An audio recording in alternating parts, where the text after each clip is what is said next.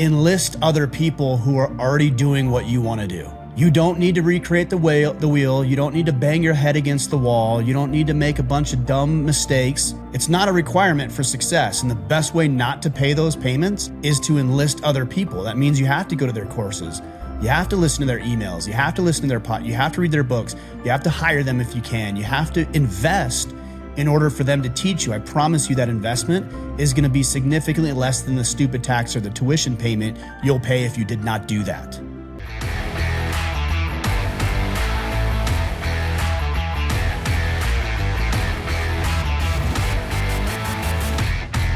Kipp, what's up, man? Great to see you. You look a little different with the blue light there behind you. You're up in your video quality game, it looks like. Jedi. That's the first thing I thought when I saw that light. I was like, all right. Yes, it's a lightsaber. We're done here. Sorry, guys. I'm going to stop and ask Kipp to leave. And actually, there's probably a bunch of nerds Star that Wars listen. Absolutely. Nerds. I'm sure of it. I never really got into it, though. Really? Never. Not even when I was a kid. It doesn't, it's not real it doesn't do it for me. Here's the deal. I love the storylines. The movies are really bad. I've read a couple of those books. But here's the funny part. I enjoy them, but people assume that I'm like way nerdier than I am. And so for years, I'd have family and friends buy me Star Wars stuff. And I'm like, I don't want this junk. You know what I'm saying? Which is kind of funny because they're like, oh, but you're such a big fan of Star Wars. But I'm like, I'm not storing in memorabilia around my house, you know? So it's kind of funny. But I do own a lightsaber, like a master replica lightsaber, which is kind of cool with the kids. But other than that, everything else is junk. You're a dork, that's for sure. Closet dork. I do like sci-fi though, actually. The Alien movies and the Alien series is, believe it or not, one of my favorite series. So good. Like I love those. Predator is another one. Alien versus Predator I get into. I like all that kind of stuff. Anytime that there's a spaceship that an alien infects or gets out on the space station or in the ship itself, I'm a fan of a movie like that. Aliens Kills is everybody probably and everything. In my at least top 10, maybe top 20 movies. Aliens is so good. Yeah. So good. So So good. scary too, man. That scared the crap out of me as a kid.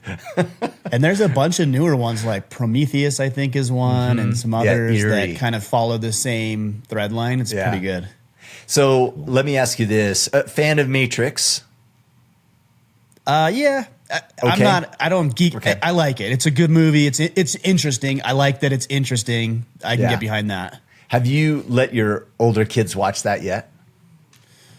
No. I should though. Man. I don't. Is it bad? It's not bad, is it? I mean, there's tons of shooting. Dark.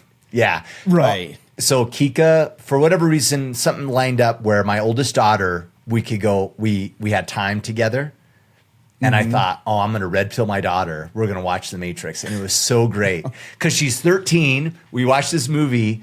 And then after the movie's over, I look over at her on the couch and she's just like this. She's like, my mind blown. She's like, my mind is different is what she said. I see things differently. I'm like, yeah. That's funny. And so she's like, what if? And I'm like, yeah, what if? Or how many things are true that you assume is true, but they're really not, right? And so she's working it. I was like, oh, this is so great. This is so great. So. I think what Matrix did, and they towed the line very well on making it something that was believable and something you could follow without trying to get too clever with it. Because there are some movies that you'll watch where it's so complicated and you'll lose people. So sophisticated, I don't know what you want to call it, that you can't even follow along. And you're like, what's happening? Like, how does this I don't know. But Matrix did a good job. I actually went and saw another movie last week. I went to the movie. I'm 43 years old. Went to the movie for the first time by myself the other day. Yeah. And I went and saw Gladiator, the second one. It's actually pretty good. Is it good? I did not. I did not have high hopes because I love the first Gladiator, so I didn't want to mess with that. But it's actually pretty good. Is it a remake? What's the storyline? No, so it follows the same storyline, but the kid, I think his name is Lucian, or Lucius or Lucian. I can't remember. The son kid. of the queen that lived. Correct. Got it. Yeah. Okay. So I'm not going to ruin any plots or anything here, but he ended up, when Commodus was killed by Maximus, the kid fled to Africa. And through a series of fateful events, he ends up back as a slave, as a gladiator in Rome. And now there's two brother emperors who are violent and evil, and he's the heir. Rome is on the verge.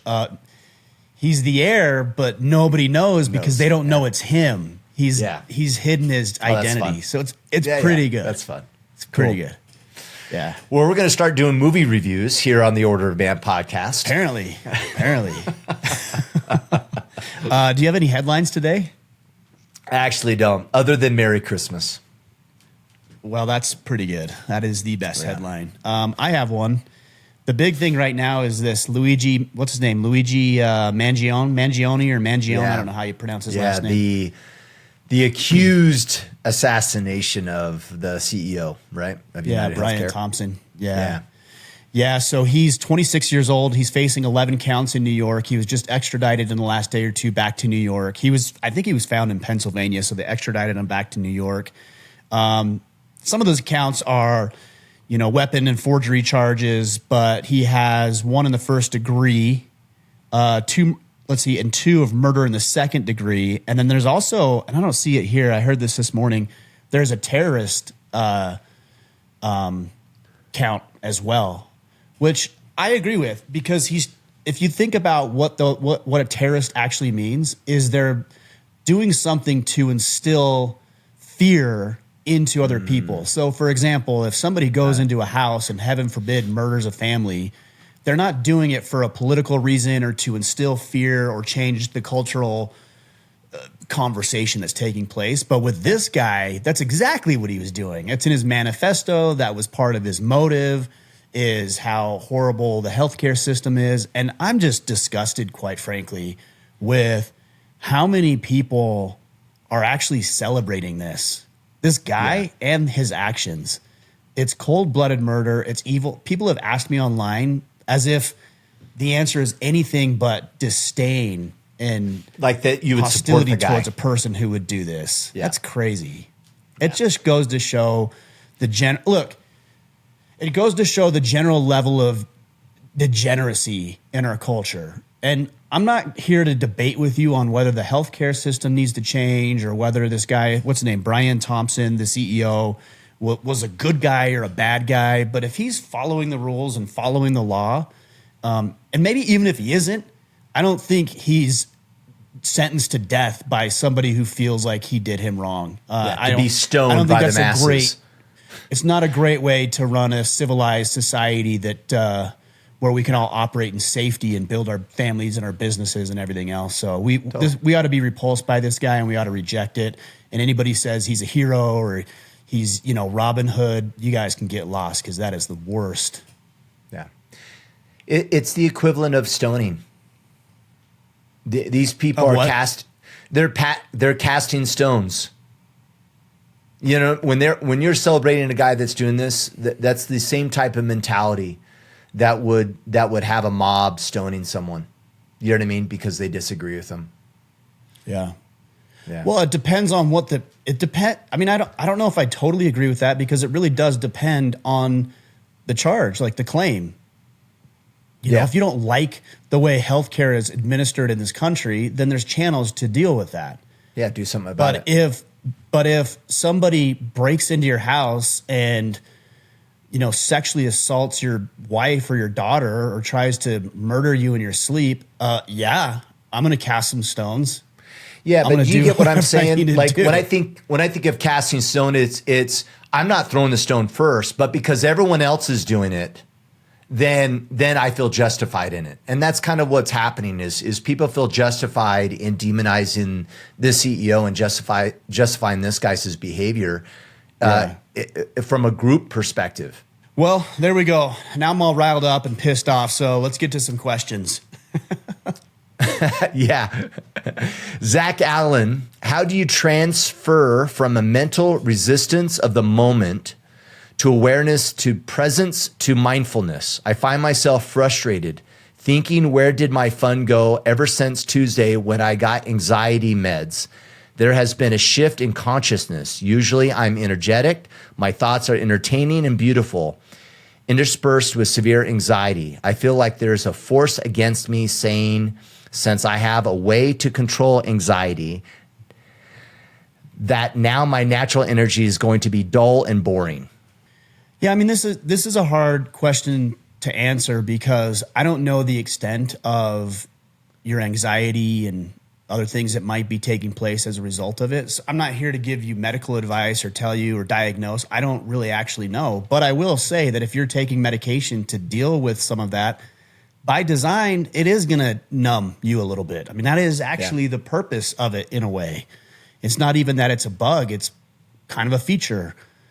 So I don't really know how you balance the idea of, I think you said mental resistance, and then mindfulness was the other. Yeah. I don't really understand. When I think of balance, I think about opposing forces. You know, if you're trying to balance on a skateboard, maybe the hill's trying to push you down and you're leaning back. It's an opposing force. And so you're trying to find the balance.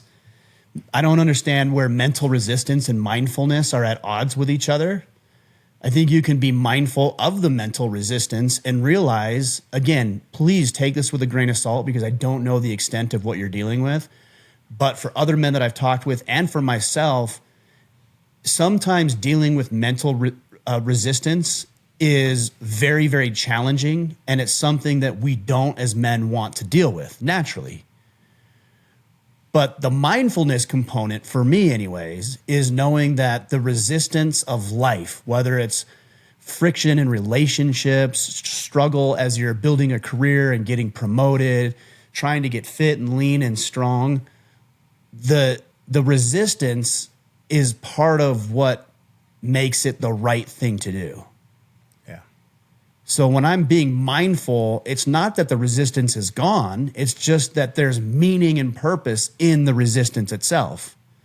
If I go to the gym and I'm struggling every single day and I don't see results, I don't feel better, I don't think it's working, then that resistance is going to weigh heavy on me and it's going to create anxiety and it's going to create maybe even a depressed state or even frustration, contention, anger, all these other things that we experience. If, on the other hand, I take the exact same resistance and I realize that, okay, this isn't always fun. I have to get up early. I have to spend an hour in the gym. I have to do things that are hard. I need to push harder than I want to. Maybe I don't feel good.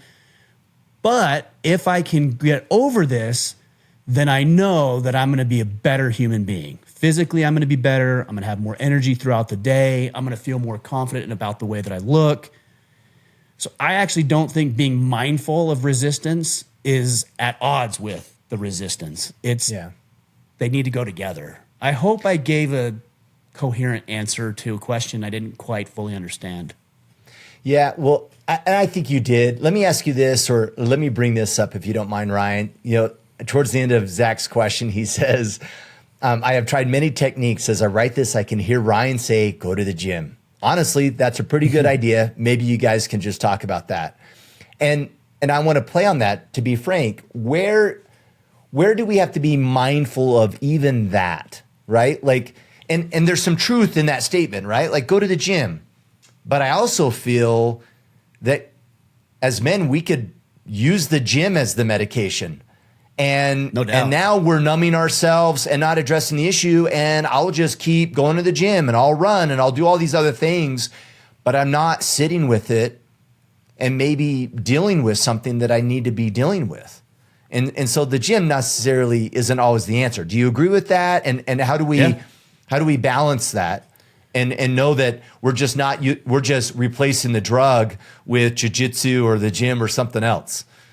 Yeah, so I say go to the gym just because it's easy, right? And you guys have heard me. It's an easy solution or an answer, and it covers 90% of people. But I've often talked about this. There's two types of people when it comes to performance.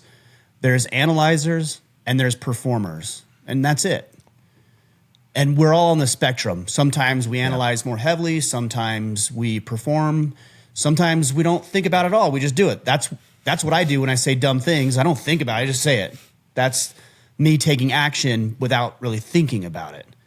But then there's other people who just sit and pontificate and ponder on, the cosmos and never really do anything about it. And both are wrong. So what advice I would give to the guy who just sits and ponders is I'd say, maybe take some action. And to the guy who's just a loudmouth and always takes action, doesn't really think about it like myself, maybe think about it before you act or you speak. Yeah. So depending on who you are, the answer is different. So if you're a gym bro and you're 5% body fat and you're used to spending 2 to 3 hours a day in the gym and it doesn't bother you and it's not hard, you enjoy it and it's easy, it comes natural, go to the gym is bad advice. Plus you're already doing it. You don't really need to go more. What you need to do is you need to get a journal and sit and actually journal your thoughts or call a friend and work through some of your baggage. And I already know guys are like, oh, that's hard. Yeah, it's supposed to be hard. But when it comes to going to the gym, it's not going to the gym. You have to ask yourself, why am I doing this, to your point? Yeah. If you're doing it to distract yourself or run away from some difficult circumstance, there's actually some value in that. I think it's okay to temporarily distract yourself. Sometimes I'll go for a walk. Is it bad? No, it just helps me get into a different environment, clear my head, so I can come back and tackle the problem. Yeah, and it does clear your head. So there is some mental fixing that's happening in a lot of cases. Yeah.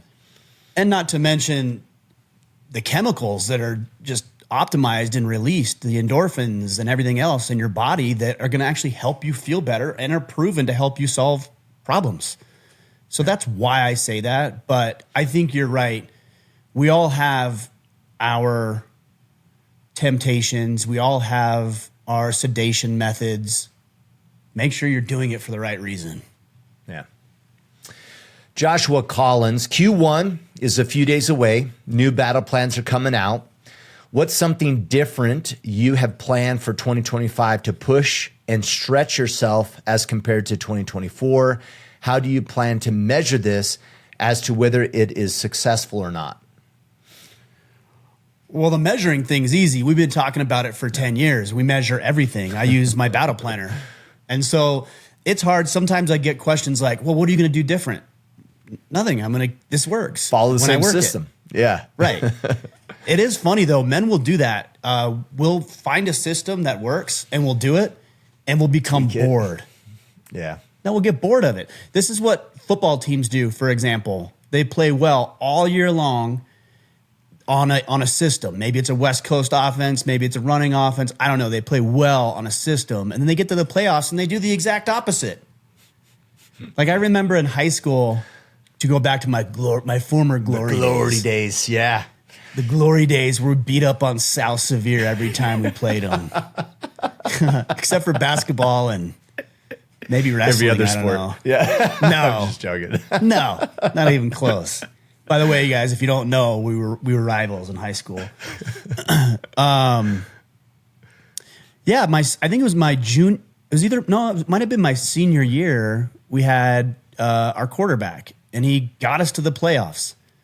We get to the playoffs, and we put a kid in who's very athletic, probably the most athletic kid on the team, and he can throw. And the coach says, let's have him play quarterback. What? He is one of the most athletic kids on the team. He can definitely play the role. I'm not saying that. Yeah. But he hasn't played a game at quarterback all season long. I don't understand the logic there. Yeah. But this is what we do. As men, we get bored and we get distracted and we want the bright and shiny object when the reality is do what works forever. Yeah. And the results will come. On the flip side of this, and I always have this rant. I have this rant every single year around this time because I'm going to be highly annoyed in 2 weeks when I go to the gym and it's packed full with a bunch of people that will just quit in a couple months. And it bothers me. It really bothers me. And this is why it bothers me, Josh. And I know you're not asking this question, but everyone else if you didn't identify why you failed last year and your plan is just to start again, it's insanity. And companies do this, people do this all the time, where maybe we'll go, oh, here's these plays, football plays, and they're like, oh, they're not working, so we'll make more plays. It's like, no. Why aren't they working? Why didn't they work? Oh, do we have the right people? Are they not athletic enough? Like, are we missing skills? But what we'll do is we'll pivot and never identify why did we fail in the first place. Right. And so we'll just repeat and, well, I'll just try harder. And it's like, that is not a strategy. So the challenge, everybody listening, if you don't mind, as we go into this next calendar year, is whatever you have planned for 2025 and you're super ambitious, ask yourself, could you have done these same things this past year? And if the answer is yes, then you need to address, why didn't you? Why didn't you do it? Until you can answer that, the probability is that you will fail once again, and this year will be no different than this past year. Yeah. No, I think that's good. I when you were saying it bothers you, I kind of was going a different direction than you took it, and I can see why. It's not those people bother you. I don't think that's what you're saying. Well, they're bothering me too. They're still my equipment, man. Oh, I know, and that can be frustrating for sure. I get that. No, it can be frustrating. It's the bigger picture. It's just it's what they're dealing with. Yeah, because I have been this way in the past, and I do really try to work consciously on it, where I don't need to let what other people are doing or not doing bother me. And I don't think that's what you're saying, but I've been that way where I've been so judgmental. And I have discernment. I know there's a difference between being discerning and who I spend my time with and how I treat people versus judging them. That's not for me to decide, but you're dang right. I'm going to discern whether this is somebody I want in my life in some capacity. Totally. Yeah. But I've let go. I think maybe with my own struggles over the past couple of years, I've really let go a lot of my expectations that I have of other people and the way that they show up. Yeah. And the way they perform and why they do certain things. If it's somebody in my circle, like my kids, for example, okay, sure, yes. Or you, if I see something going on, I'm not going to give you unsolicited advice, but I'm going to ask you if something's going on. Totally. I might even say, hey, Kip, I see you doing some things, and I don't know if it doesn't seem like you. Is everything okay? Outside of that, you can do whatever you want. As long as it doesn't impact me, it doesn't hurt me, harm me, or hurt my people in some way. I wish you would do it differently. You should do it differently, but that's not for me to decide. You weren't saying that, but that's where I thought you were going with it. Yeah, I mean, I'm being overly dramatic. It's just, man, it's unfortunate. It is unfortunate. That's true. Yeah. Can I give an example of that? Yeah. So one of the things that we do in our battle planning system is we do an after action review where we're actually evaluating what we did and how we track it and how we perform and how we show up. And I just got done a couple of weeks ago doing my Q4 battle plan. I know you did as well. Or excuse me, Q1 battle plan. Yep. And I had written some things down, and I actually believe a couple of weeks ago I shared it on this podcast. I won't get into it right now, but I was thinking about it last week that I needed to change something because there were a few things that were left undone around here that needed to be done. And so one of the changes to his question that I'm going to be making is there's 3 commitments that I have made that I have not honored. And I want to make sure and my goal is to get that done in the first quarter of next year, is honor those commitments, get those things done. I made excuses as to why I couldn't get them done or why I didn't want to do them. One had a lot of emotional baggage behind it that I'm trying to let go of, and I feel like I can't really fully move on until I do it. The others are just commitments to people that I actually don't have relationships with anymore. But I did make that commitment. And so I'm going to take care of these things by myself. I love it. Yeah, we're just busting your guys' balls. I mean, it's just so powerful. I mean, I don't know. I want to see people succeed. I want to be successful. We should all be on a path of trying to be the best versions of ourselves, or I'd like that for people, because I think that is where fulfillment and a life of joy is rooted in.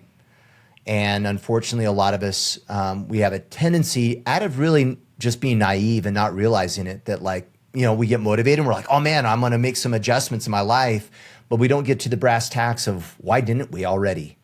Yeah. And what do we need to do to make sure that we're successful? So. I mean, for the most part, if you had the skill set and the mindset to do it, you would have already done it.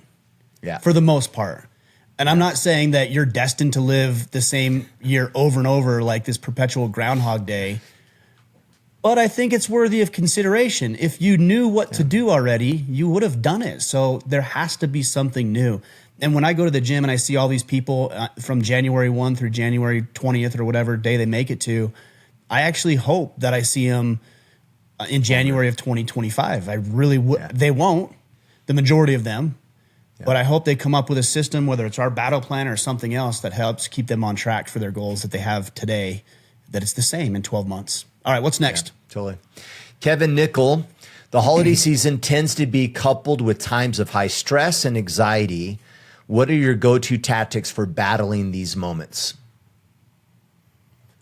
I don't actually have a lot of stress during the holiday. It's no more stress than it is normal. Do you? Yeah. Are you more stressed out during the holidays?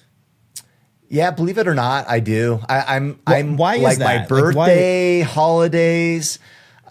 I don't know. I'm assuming it was like childhood stresses that I don't know. I don't know what it is, but it's really weird. My wife hates it.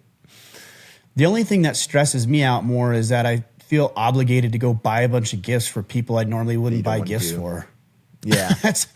And then I have to drive around town and go pick up this thing and order on Amazon early or it won't get here. And that gets stressful. Well, regardless though, I think the question still is, in those moments of high stress and anxiety, what's your go-to strategy for dealing with it, regardless of holidays?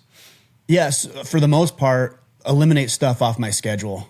I've just found I can give you all the go to the gym. I can give you all those type of answers. Kevin doesn't need to worry about that. Yeah. He's already taken care of that for sure. But for me, it's it's offload. I have to offload because I know when I get most stressed is when I have so much stuff going on. Today is a great example. I had a podcast before you and me. Then we had this podcast. We were having some technical issues, so we're running a little bit late. Yeah.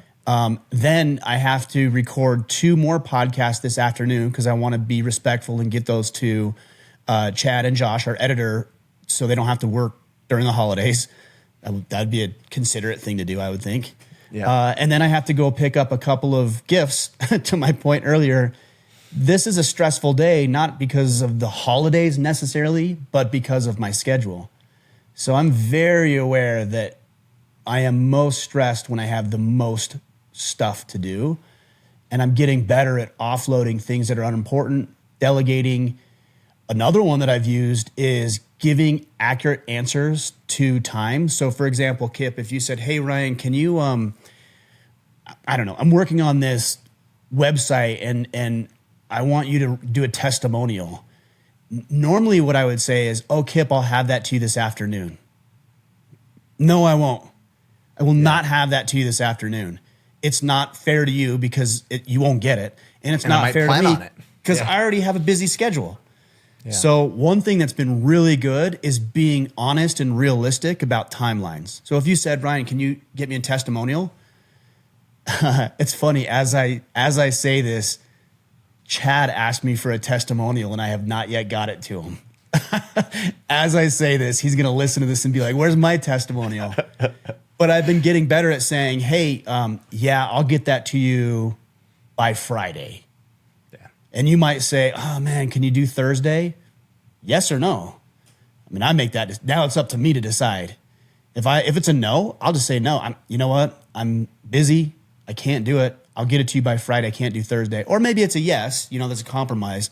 But that has been a really, really helpful tactic for me. Realistic and honest about timelines for return projects. Yeah, I'm very much the same. I think most of the time I'm stressful. It's because I've overcommitted, or I'm not giving myself enough margin.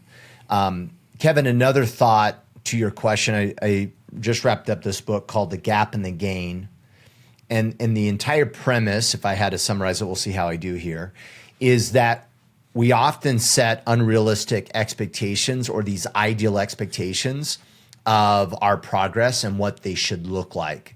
And rarely is it factual. It's very loaded meaning and around what it means about us and how we'll feel. And even look at our next year, look at your goals, and really get to brass tacks, right? We'll say, oh, I'm going to run 26.2 miles in a marathon. Often the goal isn't really just the marathon. It's what it means. And it's how you assume this ideal state of how you're going to feel and all this other stuff. And rarely do those ideals kind of come true sometimes. And so we keep chasing these expectations that never get met. And people have this anxiety and stress around it. And the whole premise of that book is celebrate the gain. Are you better today than you were yesterday? And so I can't help but think of all the times I have stress and anxiety, it's usually unmet expectations and me not celebrating the gain and realizing things are better. I am getting better. Life is good. Instead, I'm just focusing on the way it should be. And guess what? It's never going to be that way. And Yeah. I have this unmet expectation around it, and I want to hold on to it. That's it. That's a good, those moments are really stressful when you're not living up to your ideal version of yourself.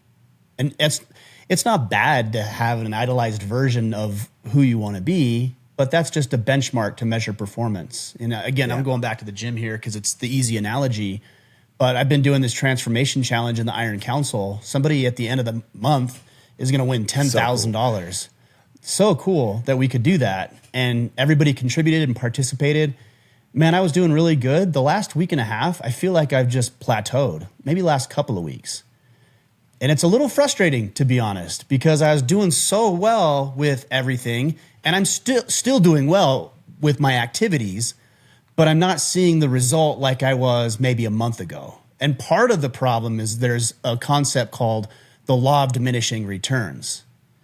The better you are at something, the smaller the gain becomes as you execute.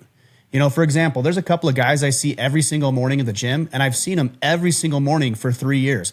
They don't really look any bigger to me.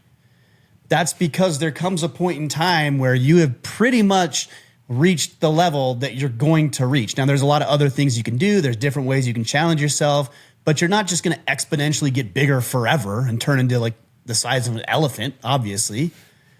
So what ends up happening is as you get better and better, the gains are smaller and smaller. It's so frustrating, but it's the reality of it. And so somebody who's been disciplined for a month is going to see some huge gains, which is that's a beneficial thing, because if you've been sitting on the couch for a decade, dude, you could go to the gym for a month and lose 20 pounds.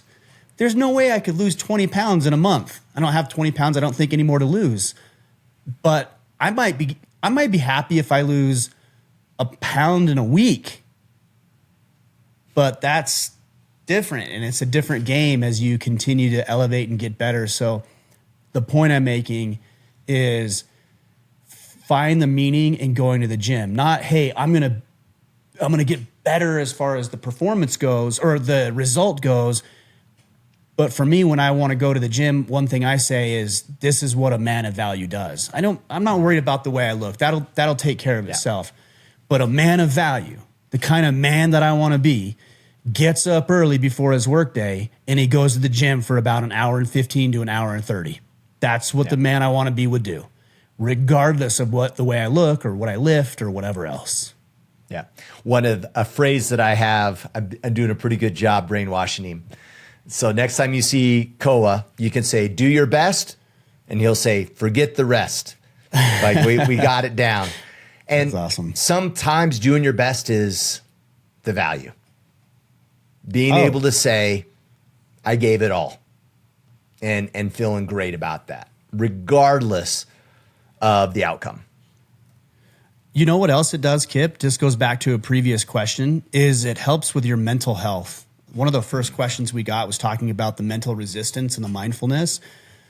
Doing your best, it means that you do not have a guilty conscience. There's no shame, there's no guilt, there's nothing. You left it all on the table.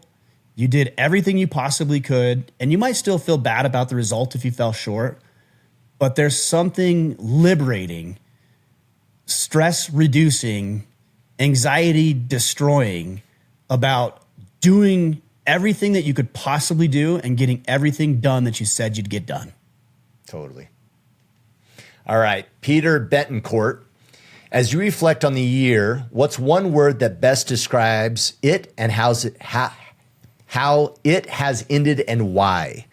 Mine would be perseverance, because it brought its share of challenges, balancing my family's health needs, navigating career transitions, stepping up as a leader in both my profession and personal life. Despite the hurdles, I've stayed focused on what matters most: my faith, my family, my purpose. Perseverance reflects the strength it took to keep moving forward, even when the path wasn't always clear. It's also a reminder of the growth and progress I've made by staying committed to my goals and learning in the IC community. You both have helped our community more than I could ever imagined, and of course, trusting in God's timing. Thank you both for your service and leadership. Awesome. Yeah, Peter he's a different guy than I mean, he was great. I remember when he came into the Iron Council, and I thought, man, that guy, I think highly of that guy. Like right when he came in, I remember. And now it's just that much more exponential. So he is doing a tremendous job. A couple things come to mind that are in a similar vein, but adaptability is one that came to mind for this year for me. You know, I'm facing fairly new life circumstances and changes, and I think that for the most part, I've handled it pretty gracefully, where I've been able to, you know, take the punches, take the lumps, you know, roll with them a little bit, get back up, you know, maybe learn something new, adjust, pivot. That has been really good for me this year. And the other one that came to mind is, again, along the same lines, that this was a rebuilding year. Yeah. You know, and I don't like when people say, oh, you know, 2024 is my warm up, 2025, because how many warm up years does a person possibly need? That's the biggest issue. But for me, I really did feel like I was trying to get my feet under me. You know, when you're on shaky ground and you're like, or you're on like rocks and loose gravel and you're trying to like position yourself so you can actually take a few steps. I feel a little bit like that's where I was for a lot of this year. Not feeling on loose ground, but finally starting to get my feet planted and settled in, which brings me a lot of hope and optimism for what 2025 is going to look like. Yeah. You know, mine's probably growth. I just really feel this year was kind of a step in a different direction for me. I really feel like I stretched myself on my understanding of things in areas that I don't have expertise in. Mm-hmm. And so that's probably the word, is just growth. I really feel happy with how much growth I've had mentally this past year, and made pivots and adjustments and took on new things. Yeah. So, well, I see a big change in you too. I think ever since you started the leadership stuff, like your ability to articulate a message. I remember when we first started doing this, and there was one time, I don't remember exactly, but I wasn't able to make it. And I said, hey, you run the AMA by yourself. And you're like, what? And then afterwards, you told me that you had started and stopped a bunch of times before you finally got the finalized version of it. Yep. And I remember telling you, like, just go, don't stop. Just hit record, don't do it. Yeah. Yeah. But you could do that now. Yeah. You couldn't do that then. And neither could I. I'm not singling you out. Nobody could. Yeah. But I've seen a lot of growth in your ability to articulate a thought. And that's pretty cool to see. No, I appreciate it. And well, to be frank, I mean, it's through this movement that you've created that's really given me the opportunity to get the reps. So thank you for that. There is something just so amazing to me. I feel so good and so fulfilled when I see a man who is deficient in something, and I don't get to decide what that is, but he comes in and he's like, hey man, I'm out of shape, or hey, I want to start this company and I don't know how, or my marriage is on the rocks, or I don't have a relationship with my kids, there is something, I don't know why, and I hesitate to use this word, but it feels this way, is I like that project. Absolutely. I like seeing a guy. I've got a friend I've been going to the gym with for the past pretty much month now. And I know he's had some hardships in life and he's shared some of those things with me. And obviously I won't get into that. And I thought, man, you know what this guy needs is to come to the gym every morning. The other stuff we can work out. He can figure it out, whatever. I don't need to rescue him. But we've been going to the gym every day just about for a month. And just to see little incremental improvements, and part of it might be selfish because I get some sense of satisfaction and fulfillment from it. So that might be a little selfish. Another selfish aspect is I have a workout buddy that forces me to go to the gym too. So there's accountability in that. But I don't know. I'd love to see when a guy is deficient and now he's not as deficient and he's on the path to improvement. I like that. Well, and you could say it's selfish, but like, isn't that, I mean, I don't know, man. Like, you tell me if you agree, but it's like, a win-win. Yeah. And that's like, isn't that the ultimate purpose?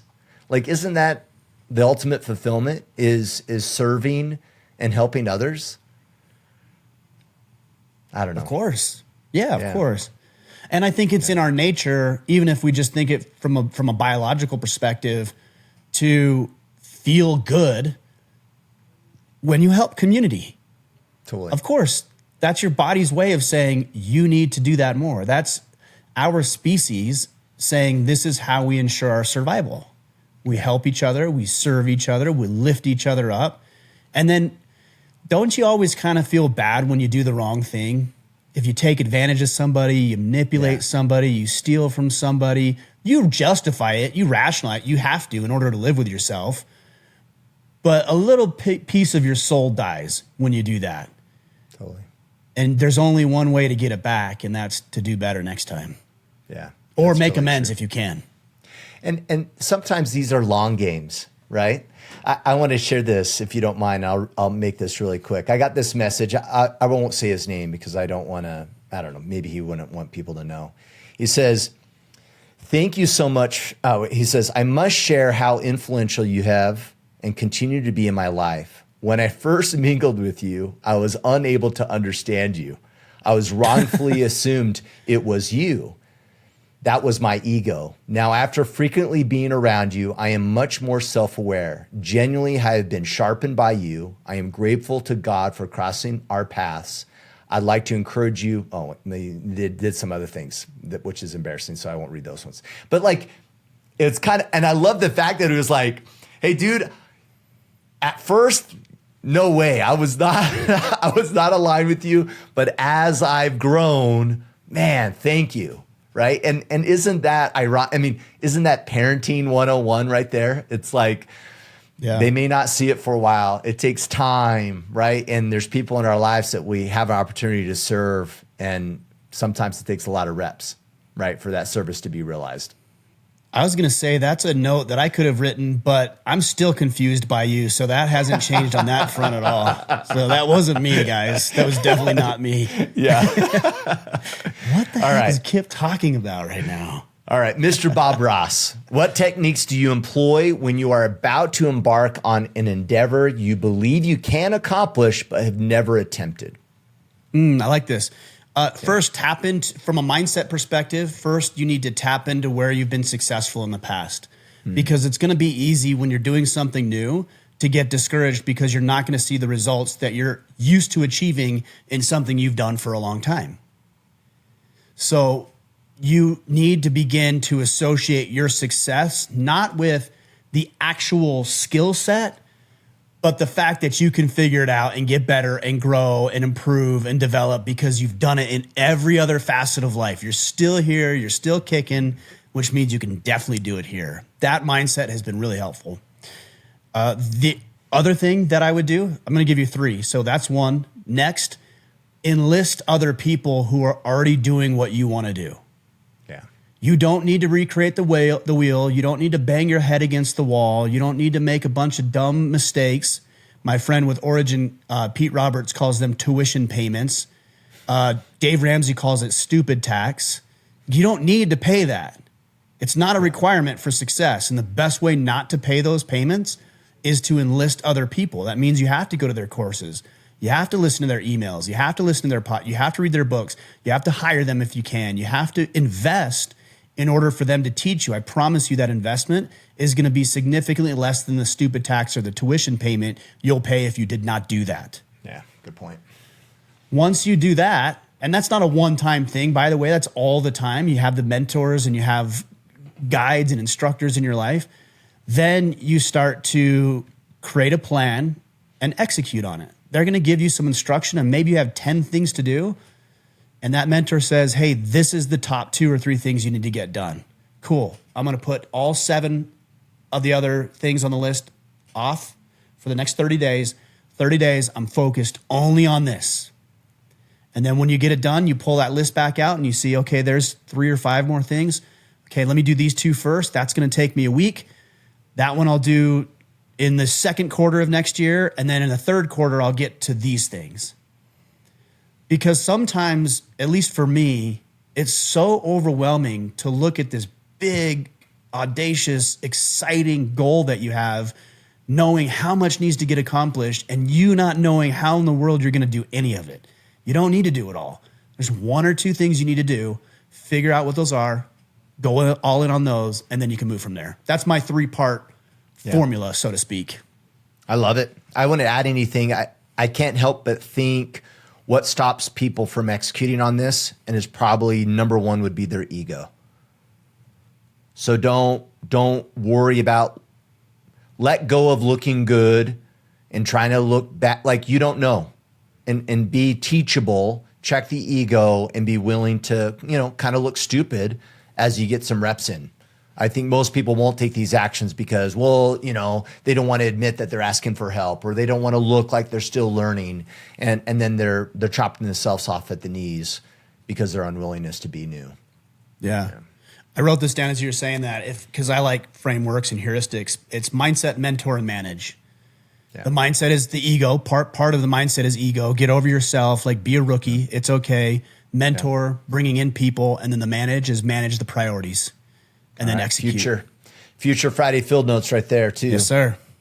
Okay, Richard Ford, do you think that the hustle culture and those that promote it are hurting younger generations' ability to become good leaders? It seems to me as it's creating men who don't know how to lead a team into a situation, but instead demand the team charge at it unassisted.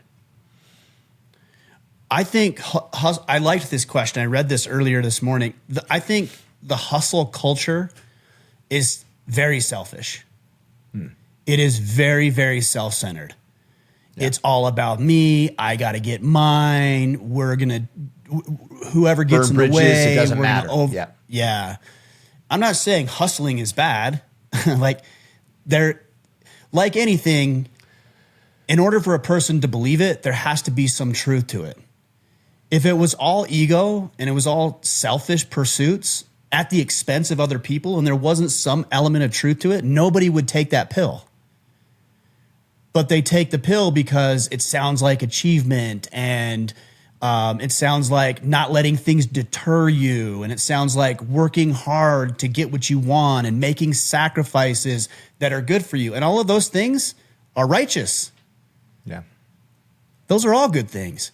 It's when you start doing it to the degree that you take advantage of people, you manipulate people, you aren't taking their feedback into consideration, you're burning bridges to your point, you're just destroying people on your path to greatness, that I really have a problem with. And I also think that hustling alone isn't enough. No. And that's what the hustle culture guys will do. You just got to work harder. Well, if you're working harder doing the wrong thing, you're just going to fail faster. It's not scalable. Yeah. It's not. I mean, it could be if you bring people in, but too often you're doing the wrong thing and you're misattributing your lack of results.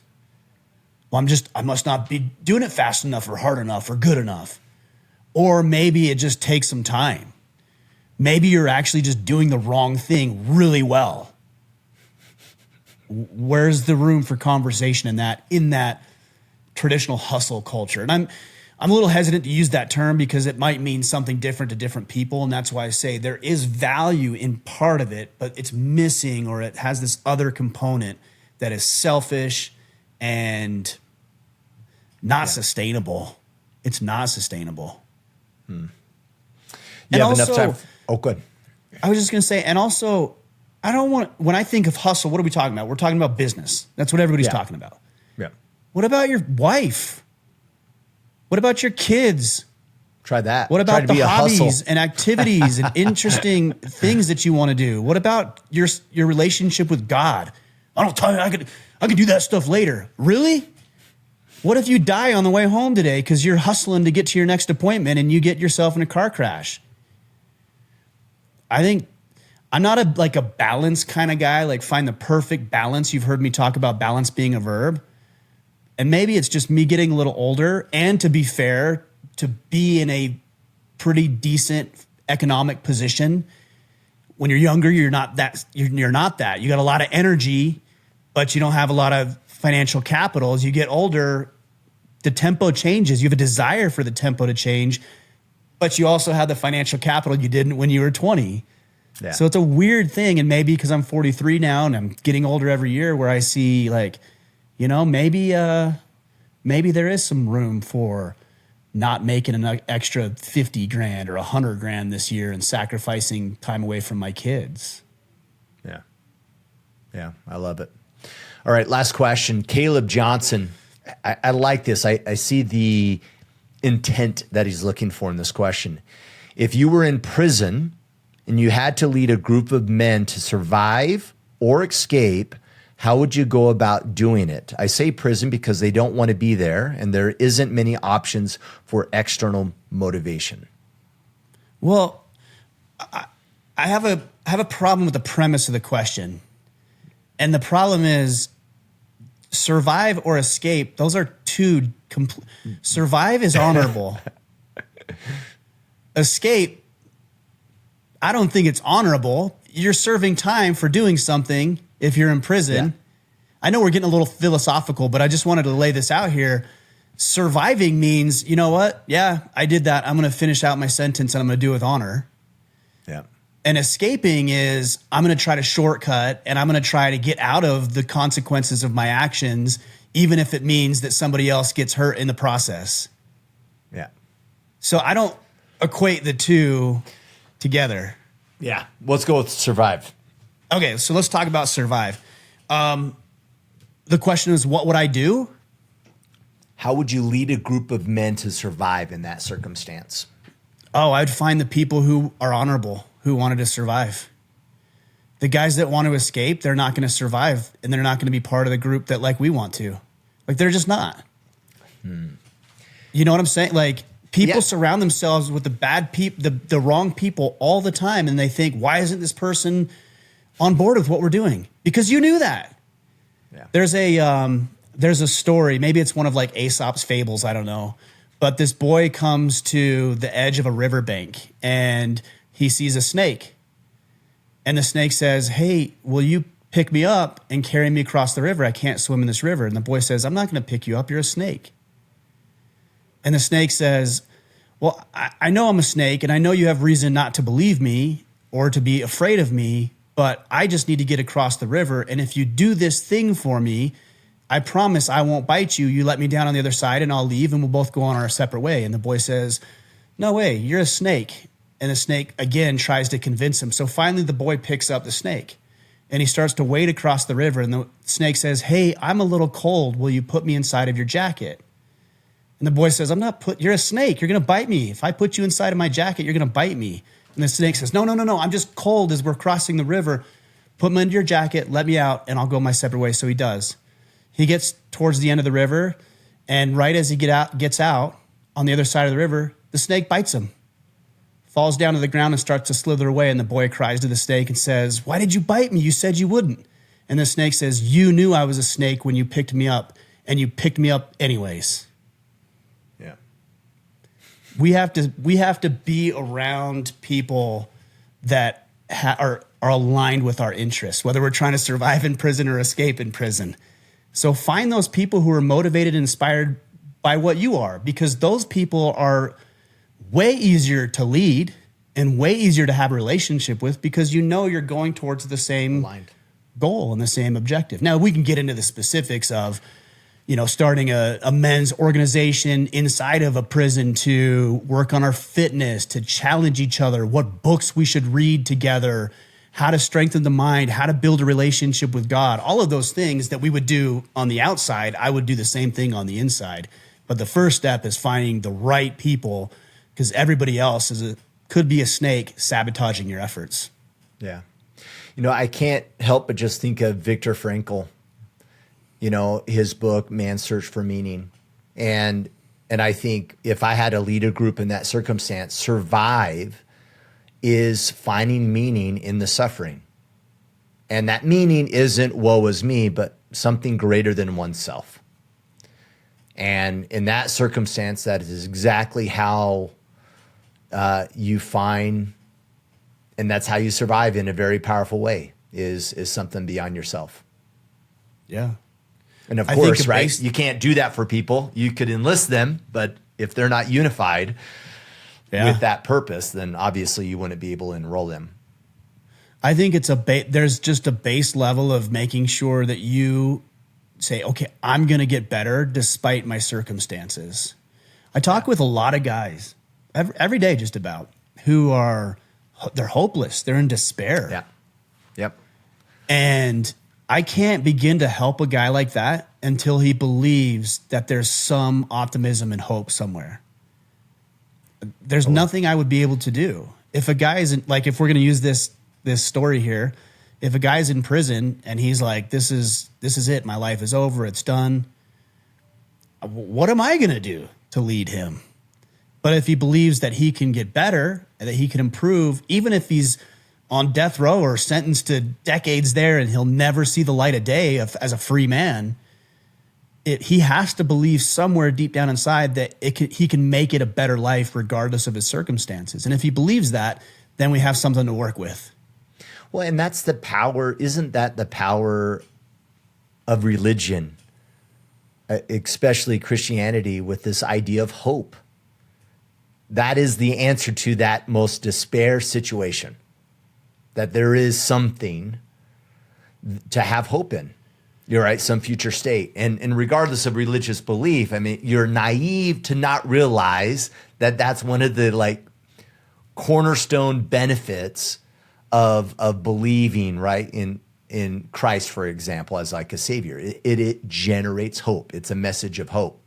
One thing I wanted to call out, Ryan, is I think there's a step before that of the man that's despair, and it's the person that still hasn't accepted reality, where they're in jail and it's not their fault, right? And the world is acting upon them, and they shouldn't be here, and they haven't even moved on to despair yet because they're not even dealing in reality of their role in where they are in life. And so I'd say that's probably step number one. Step number two is the despair moment of, man, I'm in a really bad predicament.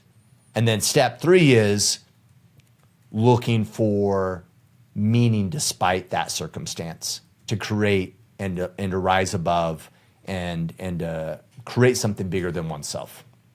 Yeah, no, I agree.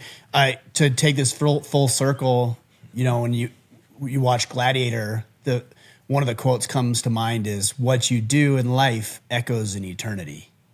And I think a lot of great men would agree with that sentiment, because it's hard at times to do the right thing.